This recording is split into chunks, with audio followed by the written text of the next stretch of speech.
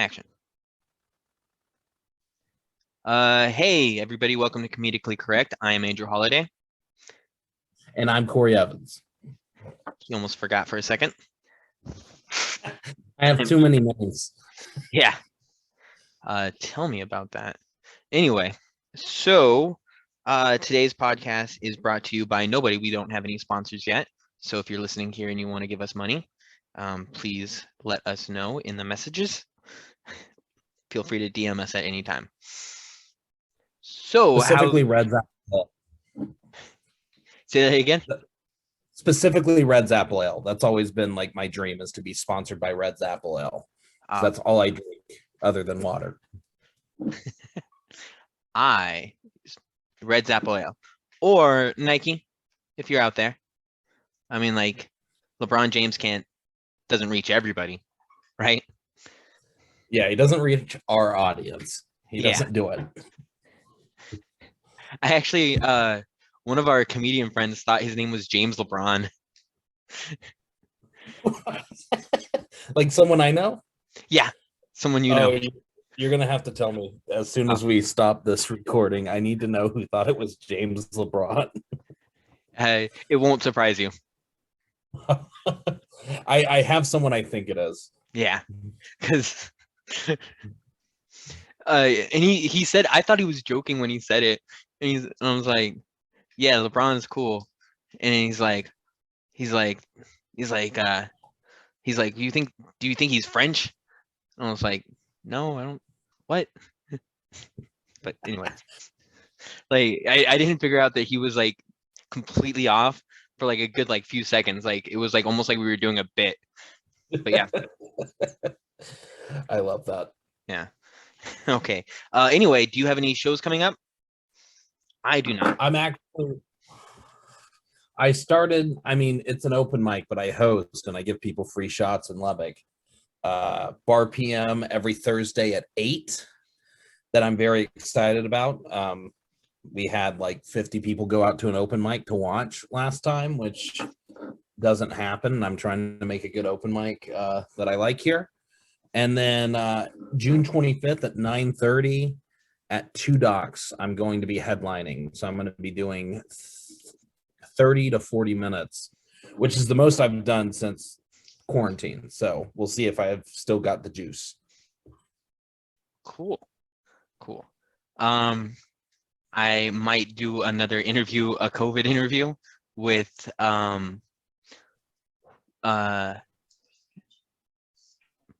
next Wednesday. I might do another COVID interview for another little puff piece on, COVID and people that survived COVID. So that'll be fun. Oh, here's the t-shirt I made. Wait, I can't see the t-shirt. I can see the top. It's You're blurry. It just looks like green slime. No, it's the Apple symbol, but made to look like an alien. Oh, okay. I don't see how it's the Apple symbol. I do see the alien though. Yeah, you don't see the Apple symbol? No, I think you're ruining our chance of being sponsored by Apple though. What are you talking about? Apple, give us money. Apple, we are on Apple right now. Apple Podcast. I'm on an Apple. We're on Apple, and I'm on a Mac, and it's great. I have a pair of AirPods. Oh yeah, we're basically sponsored. Yeah, let's just do it. I'll contact Steve Jobs. I don't know who the new guy is. Yeah. What was that? Still in charge? I don't know. I didn't see that movie with. I think it's Ashton Kutcher's in charge right now. Yeah, it's Ashton Kutcher. I'm fine with that. He's fighting sex trafficking. So yeah, it's so easy to make fun of Ashton Kutcher, but he's like really a good person. Like, oh, he like helps like fun startups and fight sex trafficking, and he's hot as hell. I think I get mad at people who are too good at too many things. Did you watch the new Bo Burnham special? I haven't yet. It's in my queue. I hate Bo Burnham, and it's so good. And I hate Bo Burnham because he's good at everything. Oh, yeah. It's a pure jealousy hate, but it's a real hate. I don't watch him. My girlfriend made me watch his new special, and I was like, I hate this guy. And then I watched the whole special, and I was like, that is probably the best piece of art that's going to come out of COVID. And I hate him even more now. Oh yeah, I know how.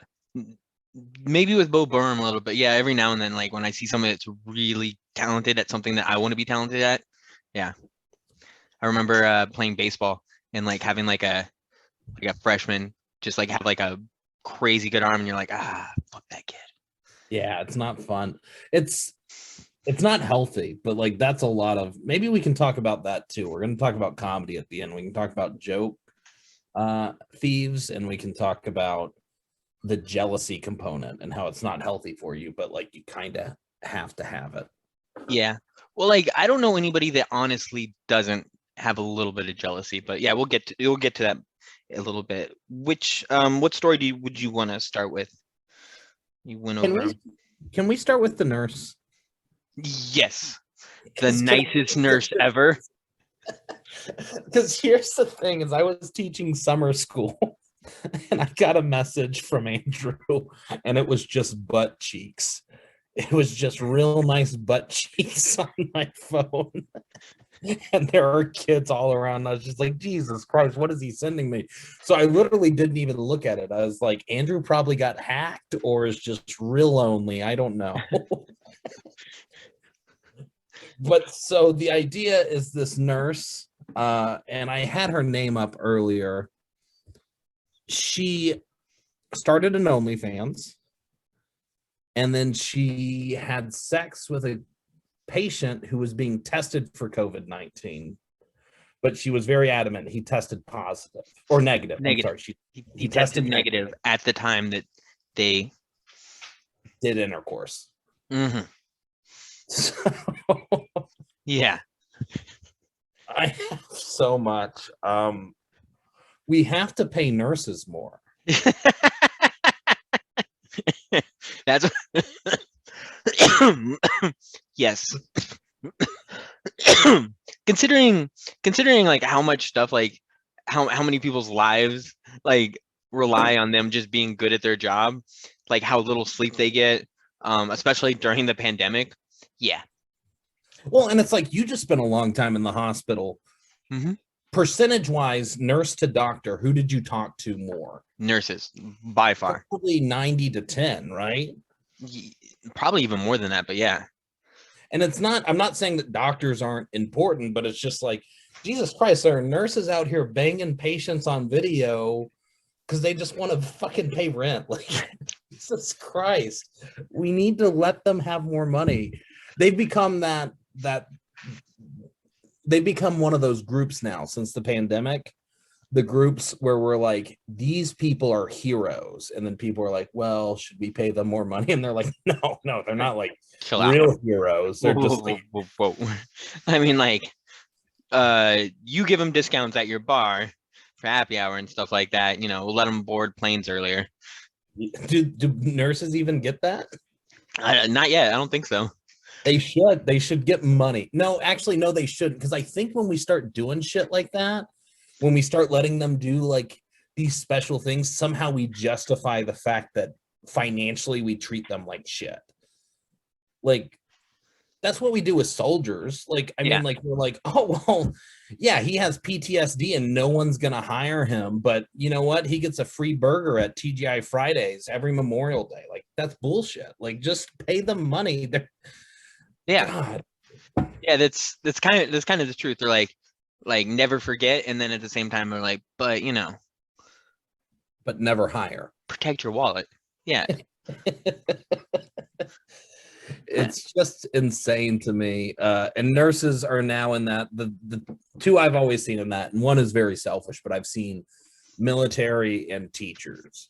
And people are like, those people are heroes. But if you're like, hey, will you pay 1% more taxes to raise teacher pay? And they'll be like, hell no.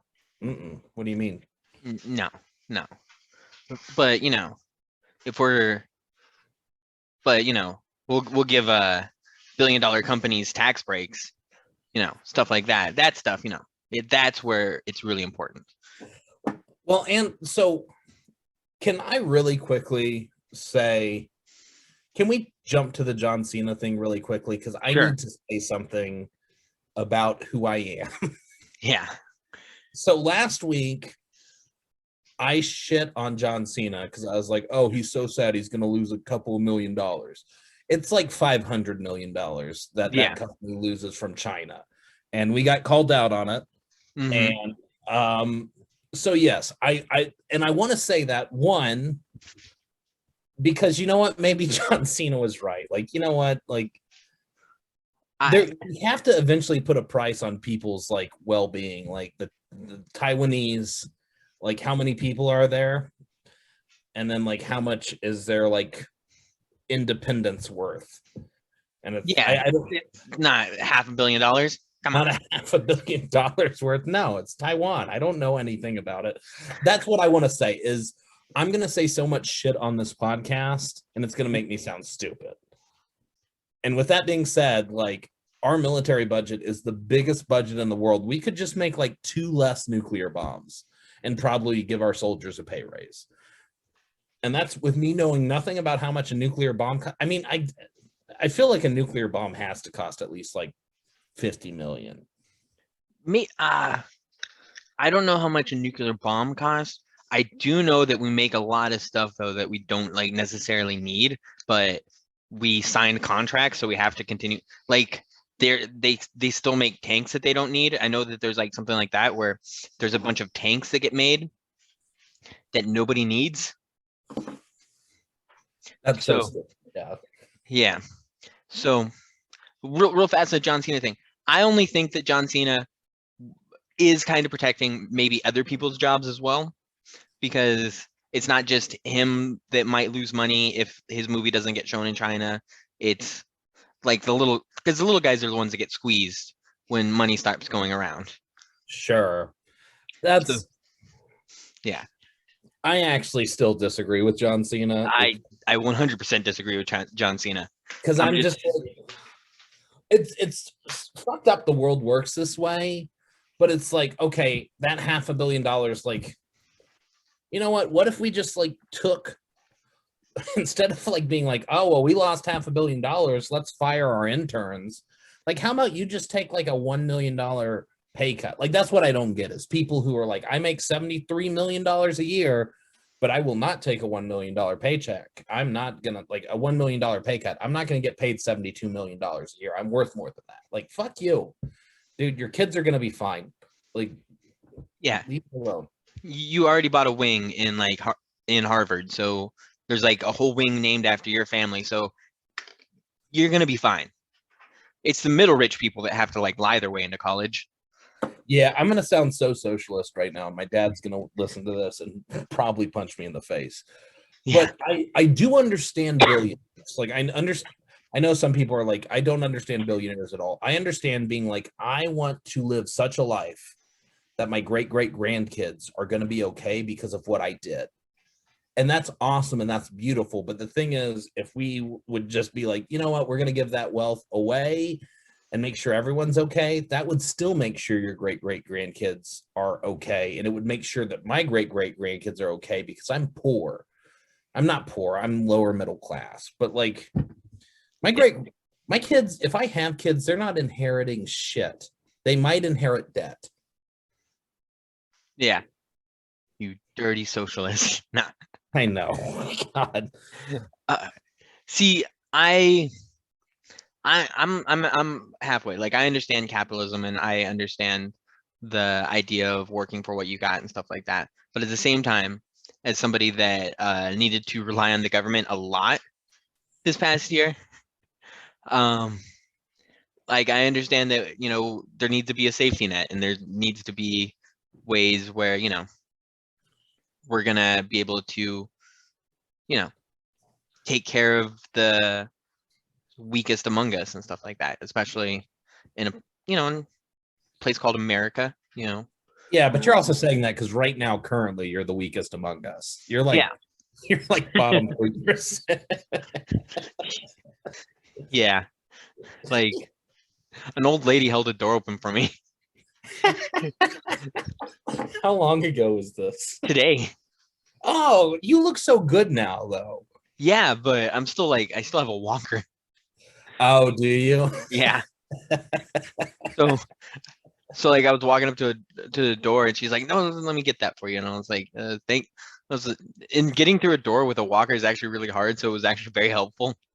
So I just said thank you. Oh, geez. You'll be back Oh fully yeah, on your feet in no time, I'm sure. yeah. Well, I'm getting there, but yeah, it's a it's a slower road than I'd like. To be fair, when you first got COVID and you're in the hospital, I was like, this dude's dramatic. Well, that's one of the conversations I had was I was I don't know why, but like I like making myself angry. So I was on Facebook and and somebody's like, there's a low mortality rate, whatever, and I was like, even if you don't die from it, it can still be pretty bad. Like my case in particular, and he's like, I got COVID, it wasn't a big deal. And I was like, oh, I was just being dramatic. It's like I just thought it was like a funny thing to say. Was like I was in the hospital for 8 months, and he's like, well, I got COVID, it wasn't a big deal. Like I was just being a dick about it. Like Joe Biden was paying you to say that. Yeah. I really wanted to message you at some point and ask you to tell people that that's what happened. Be like, actually, the Democrats paid me to do this. Yeah, just to prove that young people can get sick. They just don't want young people to have fun. They're like, look here's a relatively young dude. He almost died. Yeah. Stop licking toilet seats. I don't think that they should. I don't think that the CDC should have had to release a thing saying that like it's not a good idea to lick toilet seats or lick other people's faces, whether or not it's a pandemic. You They released that? Yeah, the CDC released a thing saying they might not have specifically said toilet seats, but they released a thing saying that to not lick public anything in public spaces or anything like that, and they even explained how viruses can be transmitted from like touching stuff and licking stuff is just an easier way to get it in your system. Yeah, I guess a lot of us people did just go lick shit. Like, I mean, that really was a thing right before COVID. Is like people are like, I'm gonna go in and lick this ice cream. No, there was during COVID. There were people like having parties where they were like they had COVID parties where they were licking each other. Jeez, this whole thing has tested my humanity to where I will like read a story where it will be like, this guy went to a COVID party to prove it wasn't a big deal, then he died. And like part of me is like, good. And then the other part of me is like, someone died, and that's sad. It's not, he didn't deserve to die, and it's just sad. And then the other part of me is like, fuck him. I don't like it. I don't like this Yeah, anger I have that this year brought up. I mean like at least like the nurses that were messing around with their patients did do COVID checks first, so you know. Yeah, he was COVID negative. Yeah, They banged on camera. yeah. For by the way, what is your OnlyFans? I tried to find it. I couldn't find it was a very quick search, but I tried to find it. I was like research. It's all research For and yeah, for the show. And and just the show and nothing else. my problem is, why would you fire the nicest nurse ever? Why would Like, you what? why would you fire the nicest nurse ever? I had a lot of nurses. On all of them were nice. None of them were that nice. I'm about to go unfunny, but it's like, just fuck them later. Like, like how long is your? I know nurses work long hours, Mm-hmm. but just fuck them like 6 hours later. Like that's honestly, I maybe it's different for people who get laid more often, but like for me, if someone's like, "Hey, not right now, but I'll fuck you in 6 hours," I'd be like, "Hell yeah, cool, let's Yeah, do that." like after discharge, we'll make this Yeah, happen. I I just like I do want to see the video. I want the video to be So want very to see that corny, video. and she does the fucking nose swab thing, and then the guy's like, "So you penetrated me."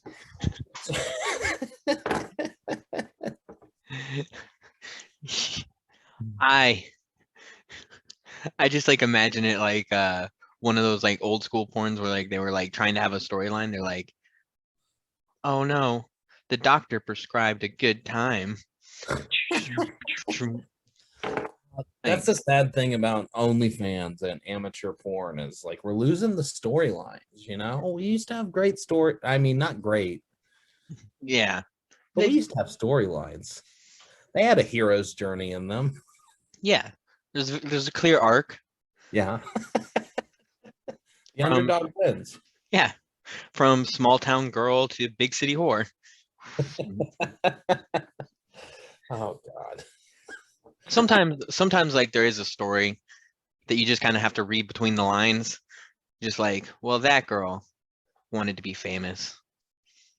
Then Those bum me out. I don't like those. was it Johnny called it the your Pornhub Cinderella.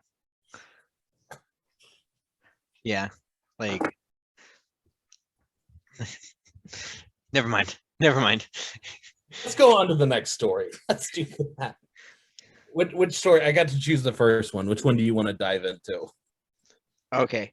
So um this one made me laugh, and this just kind of reminds me of a lot of the stuff like during the quarantine. This is just, I think, how life is now. The CEO of AMC was caught not wearing his pants during an interview. Yeah, I saw. It's not confirmed. My favorite thing of that article, I'm pulling it up now, because the thing is, I saw the picture and I was like, you know what? That looks like it could be something else. Like, I see why people thought he didn't have on pants, but it looks like it could be something else. Like maybe it was a weird shot. But my favorite line from that article is AMC did not respond to the Independent for confirmation of whether the CEO had no clothes. Because honestly, until I read that line, I was like, I don't know. Like, and then as soon as I read that line, I was like, oh, he was definitely naked. Yeah, they're like, well, we just won't say anything. Then people can think whatever they want. And then, like, you know what we're going to think. Well, it's like, why wouldn't you, like, if he was wearing pants, I would instantly be like, and they reached out and they're like, was he wearing pants? I'd be like, hell yeah. The only reason I can think you would not do that and be like, yeah, he was for sure wearing pants is if you're like, he was for sure not wearing pants, and maybe someone proves it indefinitely, and then we can get sued. Yeah. I don't know what you'd get sued for, but he was not wearing pants. Well, I don't know if he'd get sued because, like, even then, like, it wasn't like anything too salacious. It's not like we saw any like twig and berries. Just a little bit of leg fat. Yeah, it's also just like, give this man a break. His stock was not doing well. He wasn't expecting this. This dude's probably been depressed for like a year. And suddenly his stock starts doing well. He's just getting out of depression. Let him get out of depression. That had to hurt him. Yeah. Or he thought it was hilarious. Maybe. But like I just know what that's like when you show like, so for a while during the pandemic, I had to work from home, and I just was like not showering, and I was making phone calls all day and doing video conferences, and I didn't wear pants for like most of that. And I understand. See, I don't understand because I have very high anxiety. And so, like, the idea of not wearing pants during a Zoom phone call is like, they will see your dick. That is what goes through my mind. Like, no matter what, something's going to happen. I can't do it. I don't understand. I mean, I don't really think it's wrong. Like, morally, No. I don't think it's wrong if he was not wearing pants. No, I talk to people on the toilet all the time. But I would not do it. Yeah, no, I mean, I would. I have. I've I've talked You've to done it clients. professionally. Yeah, I've done it professionally. No pants on the toilet, just making phone calls. Like True Green wanted so many calls a day, and you're like, all right, well, I'm gonna make those calls, but I'm also gonna just do what I want too. No, I have too much anxiety. Here's a fun anxiety fact about me. A lot of times I check my phone after having sex because I'm certain that I accidentally like knocked my phone over and called my mom during sex. That's Really? that's a real, like, really, like, after sex, I'll grab my phone and I'll be like, okay, nope, did not call your mom. Good, good, good. Dang, that's like that'd be horrible for me because like my mom be like the one that would. I think my mom would like give me notes probably. That's why I would hate that. Did not sound like she was enjoying it. Yeah, and Andrew, here's the thing: is you don't know Spanish well enough. Like you really shouldn't be trying that stuff.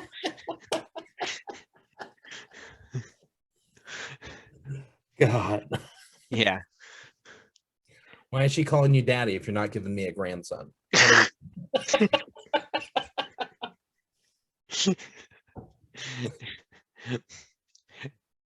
Good point. By the way, my mom brings up grandchildren a lot. Is Oh, stressing me out.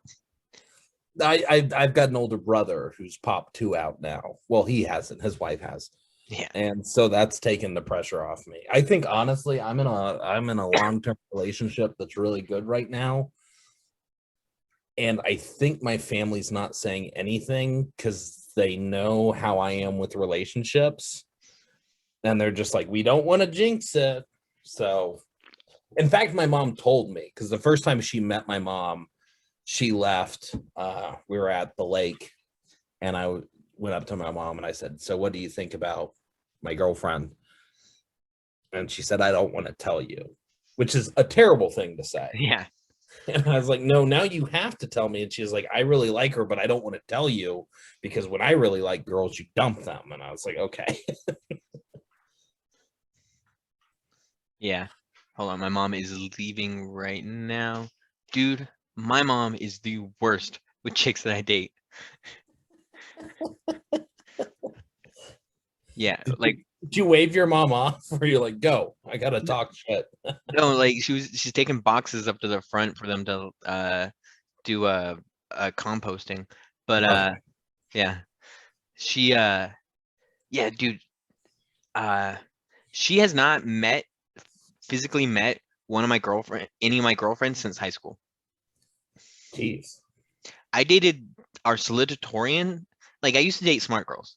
I dated I dated our salutatorian. I dated multiple girls with 4.0s, and my mom's like, I don't like them for you, like all the time. So I was like, all right, well, I'm not gonna tell you about those ones anymore. And then I dated a Hooter girl, and my mom's like, really? Um, so I've actually dated a few Hooter girls, but the one Hooter girl that I was dating for a little while, she's like, really, Andrew? Like, do you know that if we have like my mom will like also like jump into the future and give me Uh-huh. hypotheticals from the future. Be like, do you realize that, if you guys have kids together and your kids are gonna get older and they're gonna find out their mom worked at Hooters, what are they gonna think? And I was like, I don't think they're gonna care. Like they're gonna have me as a dad. Like they're gonna be creeps anyway. I feel like worst thing that happens is they're like, gross. And then it's done. Yeah. Like quite frankly, I've dated enough girls that have had jobs like that to where like it doesn't. I've hung out with the kids at Hooters with the moms. Oh, I don't like that. Okay. Yeah, it's not that big of a thing. It's not that I don't like that the kids are there. I don't like that you're meeting the kids. I as a rule now, I try not to meet a kid unless like I'm gonna be serious in the relationship. But back in the day, I was like, yeah, I'll meet your kids. I love kids. And Yeah. then, but like, it gets frosty like after a while. All Like, right. all right, I'm moving on to Joaquin Phoenix. Joaquin Phoenix. Oh, speaking of kids, so Joaquin Phoenix won't force his son, that was in quotations, won't force his son to be vegan, but isn't going to indoctrinate him with the idea that McDonald's have a Happy Meal. Yeah. And he's like, there's nothing fucking happy about that. I hate Joaquin Phoenix. You know what he reminds me of are the parents who try, and I'm not saying you shouldn't try for your kids, but I do think there are parents who try too hard to be like, I'm not going to mess up my kids. And it's like, you just got to accept you're going to mess up your kids. Like, I think there are people who think that they're going to do such a damn good job, their kids aren't going to be messed up at all. And it's like, Joaquin Phoenix, you're going to fuck up your kid. Just let it go. This kid's going to be fucked up. Like, make them be vegan. Just be like, you're a vegan. Who cares? Like, yeah. But it's, he doesn't want to indoctrinate them. He doesn't want to tell them, let them use the term Happy Meal from McDonald's because it's not happy because chickens are being slaughtered. And he even said, I'm not going to let my kids read books that have farm animals in them and be like, ooh, look at the cute farm animals, because they're going to be killed. It's like, you're going to introduce your kid to death way too early. Yeah. Well, so first off, I actually have no idea when the right time is to teach a kid about death, because like it's going to happen. Like when it happens, that's the time to teach them. So like it's going to happen eventually in their life. And then it's like, all right, well, this isn't, your grandma's not a thing anymore. Yeah. Yeah. It's real weird teaching kids about death. Because it's weird. Death is weird even when you're an adult. Mm-hmm. I lost my mind the other day because I got stuck in traffic because they stopped traffic for a funeral procession. And like, just the whole thing we do with death is weird. Being like, well, someone's died and now we're stopping traffic. Someone's died. Go look at their dead body. And it's just so, I remember when my grandma died, I was like 12. And everyone was like, hey, your grandma's always going to be watching you. And I was like, I'm going through puberty. I don't want that. Like, can she only watch me some of, like, can I at least get 15-minute breaks from her watching me? I'm jerking off so much. And my dead grandma doesn't need to see that. I don't know the right time. I'm sure psychologists have figured it out, but it's weird acting like, well, kids can't handle it. We can't handle it either. Like, we don't do well with death. I think I did better with death when I was younger than now. Like now like the whole gravity of the situation hits me right away. When I was a kid, I was just like, all right, well, Uncle Phil's gone. Won't see him anymore. Like, that's sad. But like, the less you know, the better. Like you just like, I don't get it. So it's confusing and weird. But yeah. Well, I feel like for a kid to grasp death, you want them to be pretty sad for like 2 days, right? Like that's the goal. Yeah. 2 days. Like, I don't know where you come with the 2 days exactly. I don't know, but it's like, if you're just like if someone's like, your grandma's dead, and I'm like, oh, that's sad, and then I go like do whatever, that probably means I'm not processing it, or I'm a sociopath. Yeah, that's true. Like if your grandma dies, or like somebody that you're close to dies, and you're like, that's too bad, and you're like, we're still gonna go party, right? Yeah, there's a balance though, because there's also like, I found my biggest thing, unfortunately, gonna get a little sad. Unfortunately, being comics, like a lot of comics die very young. And so I've known 4 comics who've passed away, and I think all of them have been been under 30. And I've kind of known them, but there's been this weird thing I've noticed, that when someone passes away, especially a comic, everyone gets real sad. Not that they shouldn't be sad. I'm going to sound like such a dick. Go for it. they get so sad, and then they just start being like, this guy was the funniest person in the world and I loved him so much. And it's like, I've never seen you talk to that guy. And I have that thing too. I start to do that where I go like, and then I try to stop myself and I go like, no, you're very sad because he was too young and because he was part of a group that you're a part of, which is comedy, and you're a comic and he's a comic. So there's that pain there. And there's the pain of him being young. And then there's the pain of just also my own mortalities in there. But I've seen people like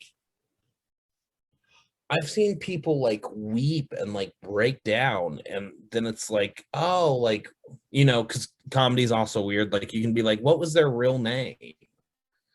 And they'll be like, I don't know. Like Red shirt guy? Ah, shit. Like if I go by Corey Evans, and if I were to die, there would be someone who'd be like, I am devastated. Corey Evans is dead.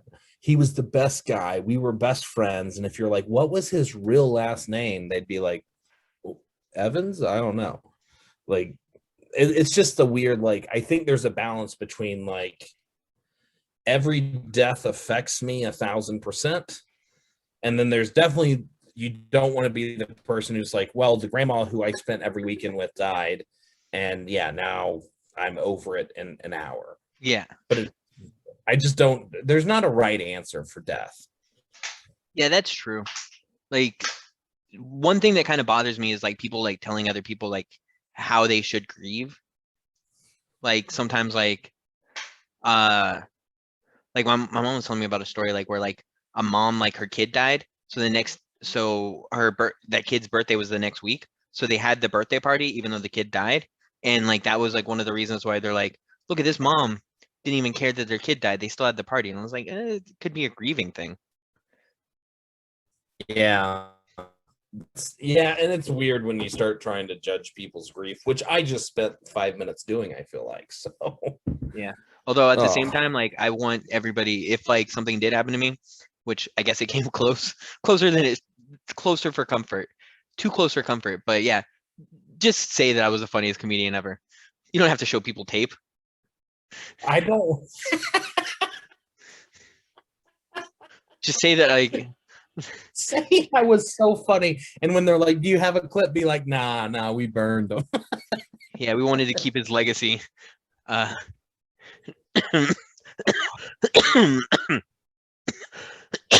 legend's more fun. Maybe I am joking. I think I'm mixed. Part of me is like, if I die, I want all my friends to roast me. All right. And then the other part of me is like, if I die, I want everyone to say tell every nice thing I've ever done for them.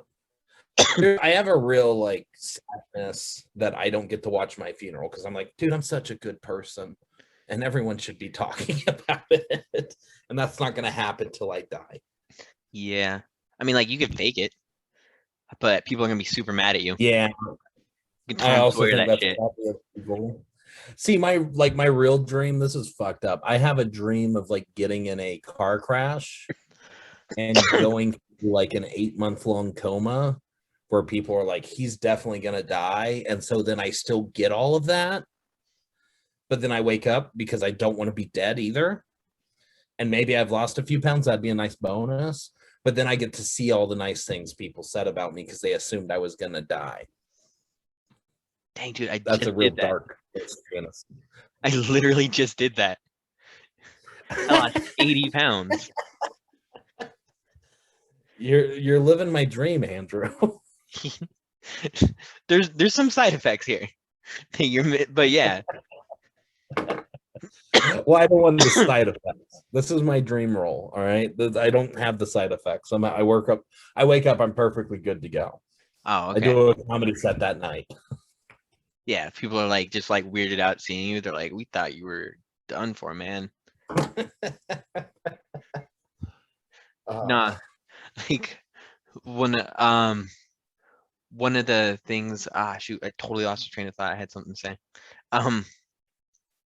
One of the things that I was thinking about was if like something did happen to me, right?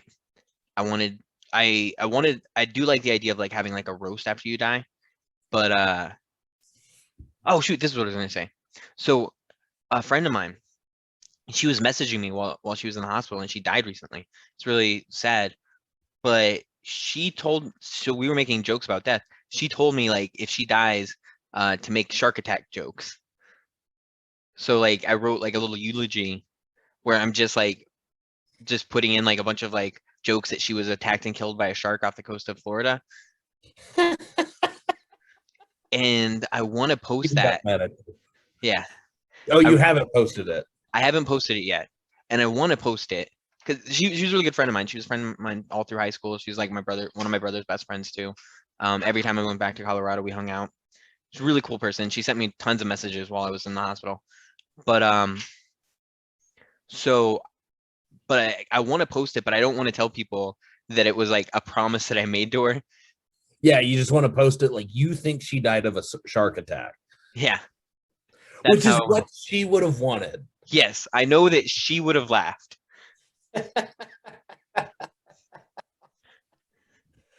Oh God. It goes into like, is the after death stuff, who's it for? Is it for the person who died, or is it for the person's loved ones? Like little column A, little column B, I guess. Yeah, that's where it gets real dicey, because like that's the other thing is I'm scared of, because I've told friends, like I've gotten very drunk and I've been like, if I die, you only say mean things about me. And it's like, but also my poor mom. If I died right now, I definitely know I have at least two friends who are like, I promise, man. And they'd be like, Corey was a bald fuck. And like then they would have to deal with the wrath of Terry. And that's just not fun for them. And I can't be mad at my mom for doing that, but I mean, that's what I would have wanted. I would have wanted them talking about how much of a disgusting person I was. You should probably give her a bit of a heads up, but at the same time, like, yeah, you have to honor a last wish, which is why I think that you should take that in consideration for whatever your last wishes are. Have fun with them. Yeah. Right? Because like people have to do them.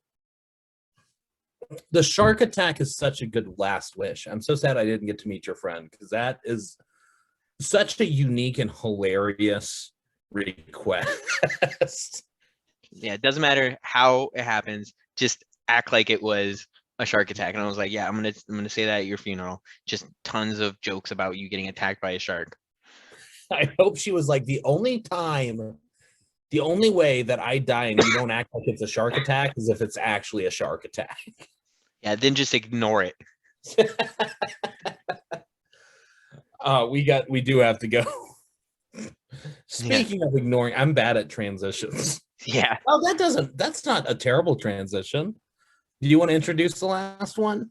Oh, okay. So one of the suggestions that we got for our last show was talking about comedy. They enjoyed when we were talking about comedy. And the topic was joke thieves. How do you feel about them? Have you ever had to experience them? Stuff like that. So I've had to experience them. I've been a joke thief. So that's why, like, I think I'm going to be a little bit more kind towards them. Is I've had a lot of times, I think it's very easy to be watching a comedy special, especially when you're first starting comedy and you're watching a lot of comedy, and then accidentally still a joke. So I know at some point I watched a Bill Burr special, or maybe it was a Louis C.K. I think it was a Louis C.K. special. I understand he's a monster. But he had a joke about like falling in love. The best case scenario is one of you watches the other one die. And it's a good joke, but yeah. I remembered that, but I didn't realize I remembered it. And then I wrote that joke.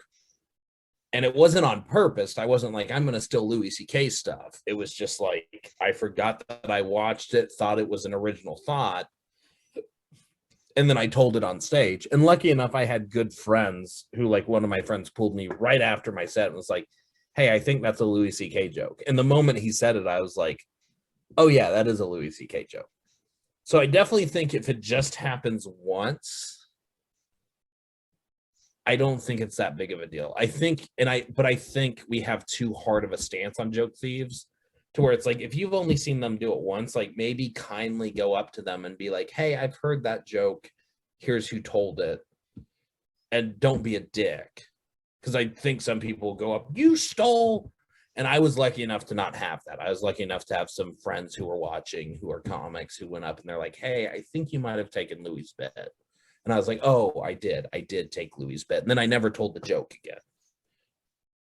Yeah. But I feel like that's different than a joke thief. Yes. So I think that there's three things that could possibly happen. One, straight up joke thievery. Like, and that's kind of where you kind of get into the Carlos Mencia stuff, like where it's happens so often and it's like almost verbatim in situations where, and then the targets were typically people that were like way less famous than them that really couldn't do anything about it.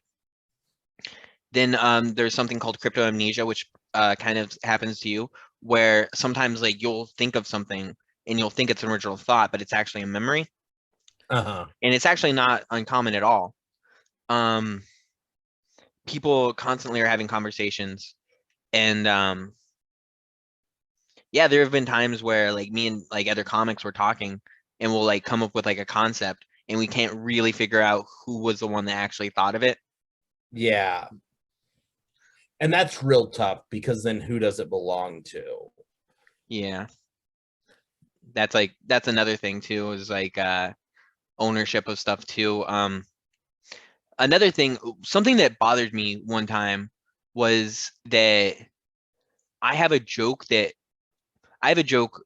has a similar concept to another comedian's jokes, but they're nowhere near each other. Uh-huh. Like they don't start the same, just the concepts are similar, but the jokes are completely different. And he was upset about it. And I was like, those jokes aren't even close to each other. So like, I don't know. Him and I kind of were annoyed at each other for a little while after that. It's also weird. I used to be very scared of having my jokes stolen. And then I listened to someone, and I don't remember who it was, but I do remember like this was advice I either heard on a podcast or was told in person. But they said, like, you shouldn't want your jokes to get stolen. But the thing is, you should be good enough that if someone steals one of your jokes, not that you're going to be a pushover and be okay with it, but you should be like, that's not the end of my career because I can write more jokes. I think when I first started comedy, I would write a joke. And if it was a good joke, I'd go, oh, this is the joke that's going to make me. This is the joke that they're going to hear. And then they're going to put me on SNL. And now, if someone stole one of my jokes, I would be upset, but I wouldn't be like, it's the end of me. I think there was a while to where like, I had a joke stolen and I was like, this is the end of me. And that's just not true. And the joke, this was 1 year in, the joke wasn't good, but Oh yeah. I but I thought it was great. I've actually been going through my old notes. I found a bunch of those old gems. There are a couple of concepts that I think are workable though, but ideas. One of my favorite things to do when I have writer's block is go through my old notebooks. Like I have probably 3 or 4 jokes that are my show jokes. Like I'll probably do when I'm doing that 35 minutes later this month because they are good and they have been proven to be good. That came from like my journals from my first 6 months in, to where it's like, this was a good idea, but I did not have the talent or the skill set to make it funny yet. And so that's when I go through a writer slump, I'm going to go back to my old journals and I'm going to pull out anything that I think that is funny, but it didn't work. I actually heard someone randomly say one of your jokes, and it was actually kind of cool. It was like somebody like had heard your set and was just repeating your joke, and it was actually at Plato's Closet in Midland. And then I was like, yeah, I was there with my cousin, and one of the guys, I think he was trying to hit on like the girl that was working there, and he said the Albuquerque joke, and Ah, that's one of the jokes that was like my one of my first jokes that didn't work. And now it's how I open because it's a quick joke that shows like, hey, I know what I'm doing. yeah, The New Mexican joke. yeah, the New Mexican joke. Yeah, he said that, and I was like, dang, dude. I was like, that guy at some point heard Corey's set. And he didn't even give me credit. He's just trying to get laid. Yeah, yeah, no, he's trying to get the girl from Plato's Closet. That makes me feel even better. I'm glad he didn't give me credit. Steal that shit. Get laid. Yeah, I hope that would like if someone was like, hey dude, I did steal your joke, but it got me laid, I'd be like, hell yeah, you did. Good see, for you. It's never worked for me, but I'm glad it worked for you. don't steal my joke and get on Saturday Night Live. But like, Sure. if you want to get it in somewhere, and like that's what seals the deal, please.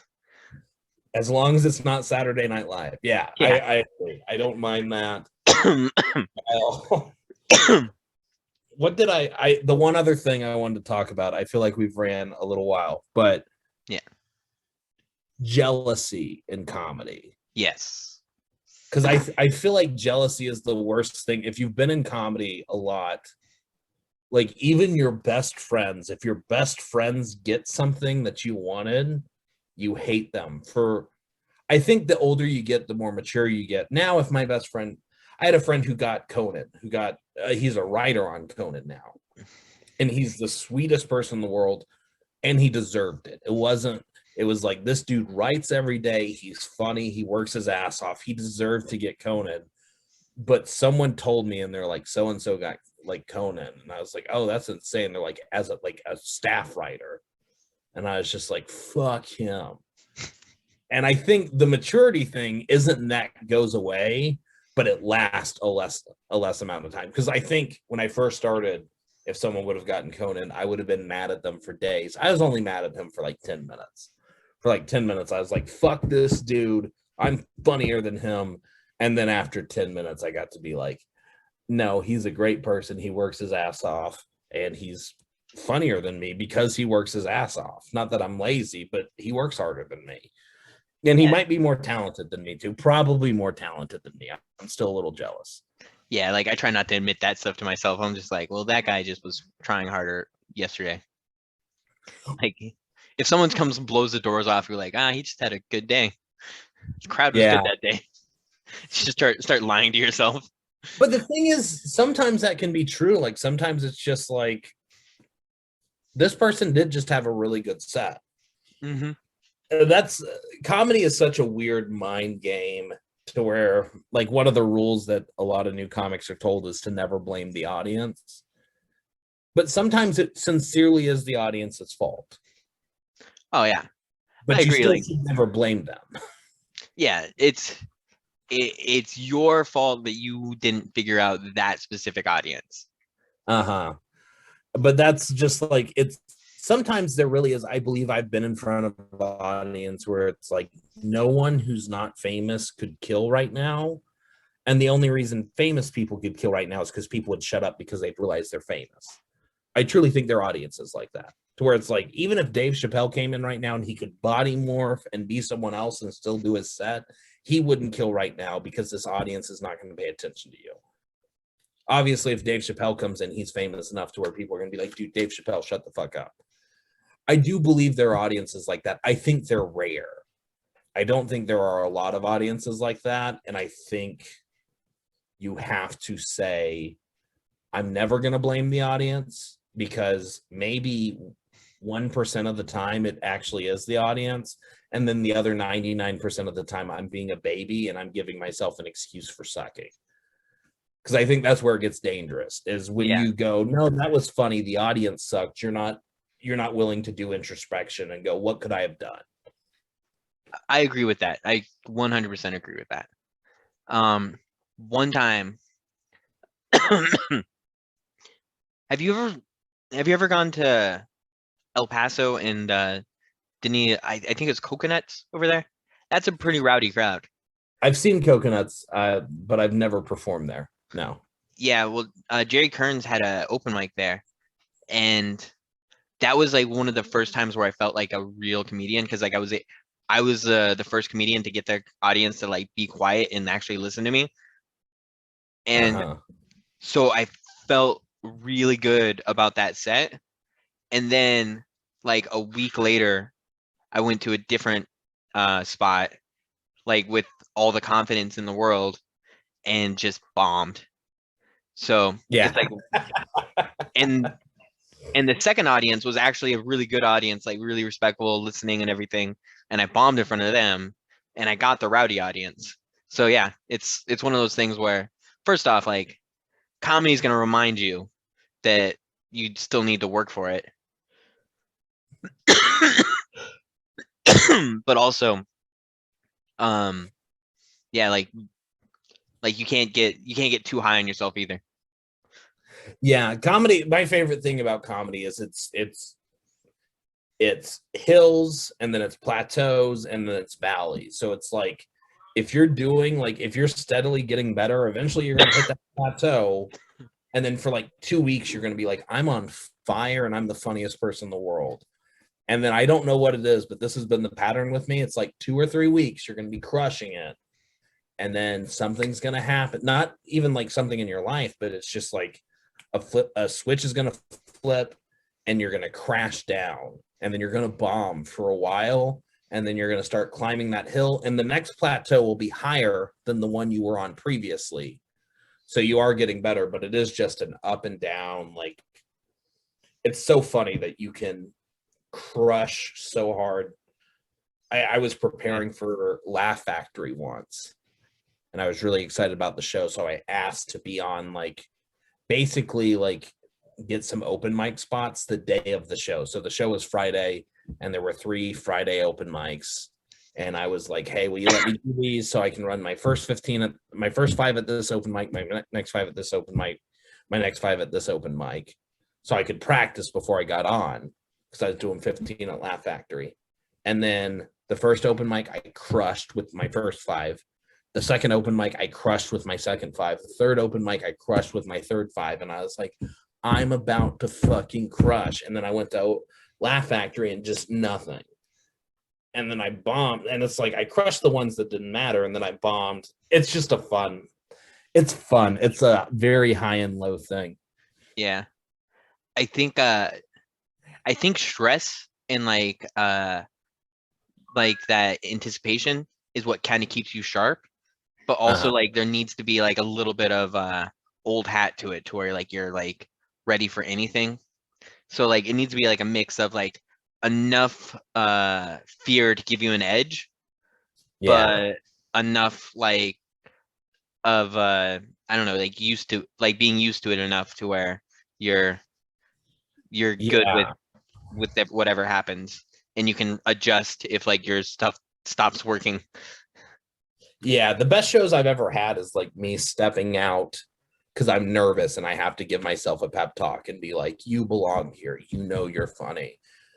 And that's like the mixture of like, I've done it enough that like, I know I'm funny and I know I have jokes that work, but also I'm scared enough to where I have to leave the room for a second and talk to myself like a child. Mm-hmm. Yeah, I actually had a um at Comedy Works in Denver. I was trying to get an open mic there, and I didn't get on for the open mic. It's not that easy getting an open mic there. Mm-hmm. I even lied and told them I had a manager. Um, yeah, like, What was your plan? Like, were you gonna have them call a friend? well, no, like, yeah, like I was even gonna like name drop and stuff like that because Jose Zardui was like a comedian I performed with, was also about to perform there like a few weeks Okay. out. So I was like, oh yeah, he's a buddy of mine. Like he would not Yeah. remember me.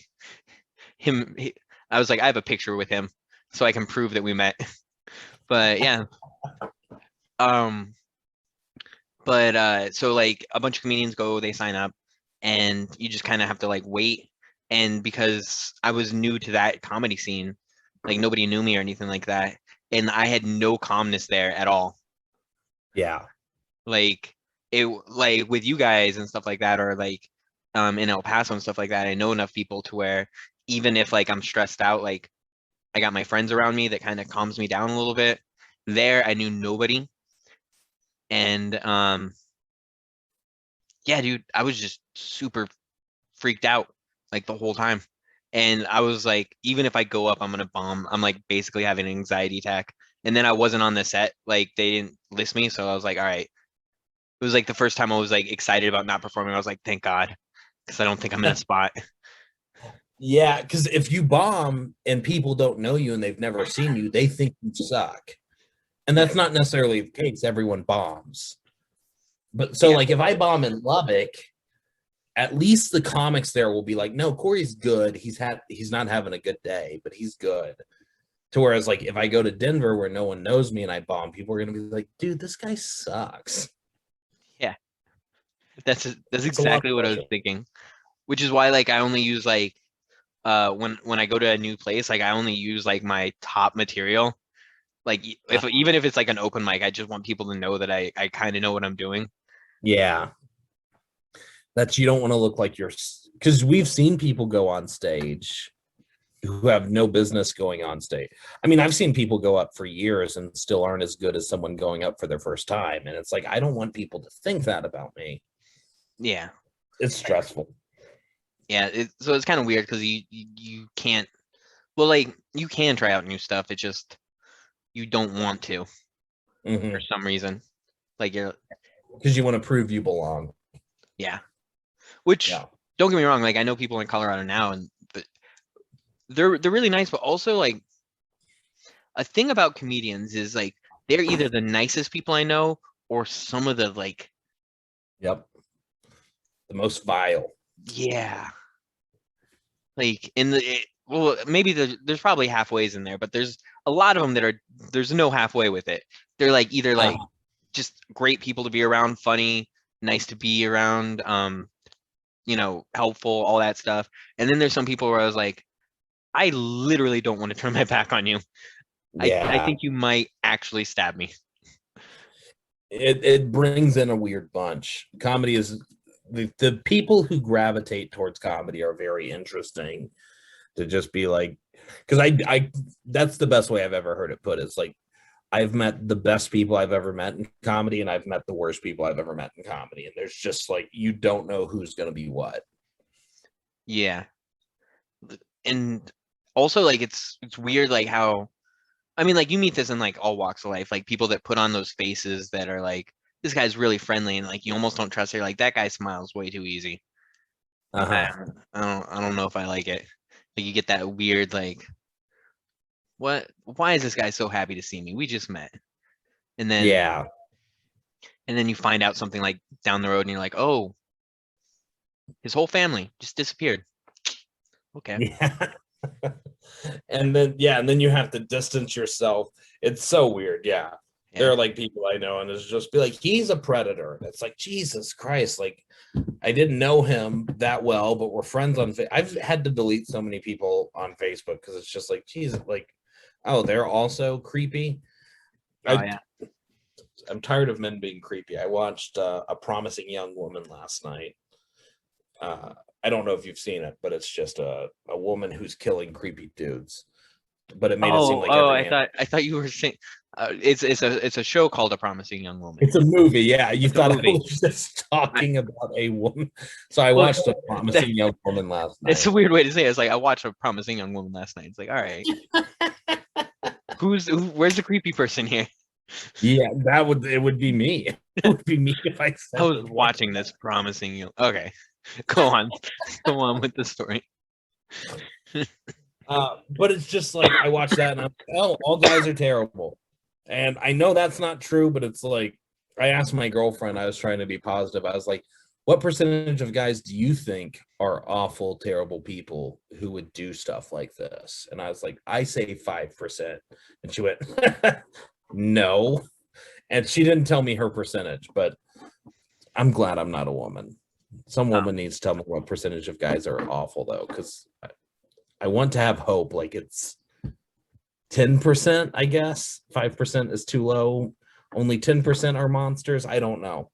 I I don't know. Like, I think that those guys, though, they're very prolific. Like, I do think it's a minority of men, but I think that they're so prolific that they're not just like creeping out one girl. They're like being creeps everywhere. So Yeah. that's why it gives us all a bad name.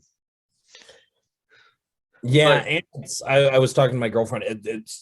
It's a counterbalance because I was talking about like there's a moment where a girl is very pretending to be very drunk. It's a really good movie. It's like this girl pretends to be very drunk, and if a guy tries to fuck her, like she doesn't actually kill anyone. It bummed me out, but she like fucks him up. And there was this guy at the beginning of the movie who was like, let me get you a ride home. Like, let me call you a cab. And I was like, oh, thank God. Like, they're going to show at least one good person. And then he was a creep. And I was like, but the thing is, like, I think there are guys who would do that, who would see that girl and like offer her a ride home. And she was like, no, there's not. And she is like, I think you're the type of guy that you're thinking of. Would you do that? And I was like, no, because I wouldn't want her to be scared. And like, that's kind of scary. I would just buy her a cab. And she was like, exactly. And I was like, oh, well, fuck. I think there is like a little bit like there are like good people who will go, I'm not going to like go in and offer her a ride home because that's going to be scary to her. well, like I in don't it, know. I'm well, sure. like the other part is like you don't want to look like you're doing anything wrong too at the Sure. same time. Uh, One time, like a friend of mine, her cousin got drunk at a party and she fell asleep, and I was like telling them, like I was telling the other girls that they should go check on her, and they're like, you go check on her, and I was like, I'm not gonna be a Yeah. dude going in there poking at some drunk passed out girl. I was like, if you come Yeah. in with me, we'll go check her together. But like at the same time, I was like, I don't want that. Like I don't want her to like wake up and like see me in there. Also, like Sure. Yeah. so that was like something. And then like I also like told them like they should take her shoes off, and I was like, I'm definitely not doing that. Yeah. There's people are in the feet. Yeah. So I was like, I'm not doing that, but it would be nice. She's wearing cowboy boots. Her feet are gonna hurt in the morning. I'm just trying to be Consider it, but not considerate, but creepy. considerate, not creepy. And they're like, it's creepy you brought that up. And I was like, fair enough. But Yeah, it's also I have to be careful because I also have a lot of creepy jokes. Like the Walmart thing is true, is like it's super weird. Teenage girls do shoplift a lot. I don't know if you've heard that joke, but yeah. the fact of the matter is teenage girls do shoplift a lot. And as an adult male having to follow around teenage girls as they're shoplifting, it's weird. It's Yeah. freaking weird. So yeah. So like you have to like go out of your way to like like there were times where I've actually dragged female employees along with me. I was just like, stay behind me and don't get seen, and just keep making notes that I'm not doing anything inappropriate. And and an old lady actually threatened to call. She's like, if you don't stop staring at those young women, I'm gonna call the news on you. And I was like, ooh. I was like, I actually work here. They're stealing stuff. And then she's like, oh. And then that lady, like, she thought she was like my sidekick after that. She's like, oh, they're over here, like kind of like watching them for me. So He became a creepy wingman. yeah. But yeah, but it was awkward too, because like they were stealing like just the most awkward stuff. They were stealing lotion, and like they started putting on the lotion, and like so it looked like me just like freaking watching. And then they were stealing underwear and stuff. Like everything was just like the worst thing they could be stealing. Yeah, that's awful. Yeah. So like, and I was contractually obligated to be like there, and so yeah, it's one of those things where one half like is also like, as a dude, you kind of have to protect yourself from like those situations as well. Yeah. Yeah, you got to protect just the fact that anyone could even like say anything bad about you. I Yeah. mean, like as a teacher, like I can never be alone in a classroom with a kid. I know I'm not going to do anything creepy, but it's just like you can't do that. You can't be alone in the classroom with a kid because you got to be able to be like, nope, I was in the hallway with them. Like, look at the cameras. Nothing weird happened. I want to say when I was a kid, I was definitely alone with teachers before. I don't know if it's if it's a hard and fast rule. I don't think so. but that's a rule I follow. It was a rule I was given when I went to teaching school.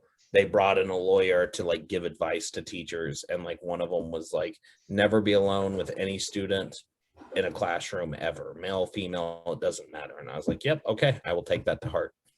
Yeah, I think that's smart. It's Yeah. it's unfortunate, I guess, but it's smart. Yeah. I don't know an elegant way to wrap up this podcast, but I am gonna pee my pants. So. Oh, dude, yeah, I was like noticing you were okay. So,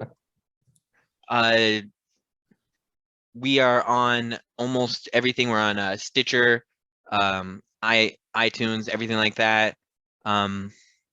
If you have any questions or anything like that, you want to give us a Dear Abby, please message us, direct message us at any time. Do you have anything else to add, Corey? Please send the Dear Abby stuff. We want to give advice. That's one of my favorite parts. Last time, I'm probably going to look up some Dear Abby stuff in case no one messages us. Yeah, just follow the podcast. Yeah, please follow, like, subscribe, share. And my name is Andrew Holiday. And I'm Corey Evans. Thank you for watching Comedically Correct, and you have a great rest of your day. All right, thanks, Corey. All right, bye. Bye.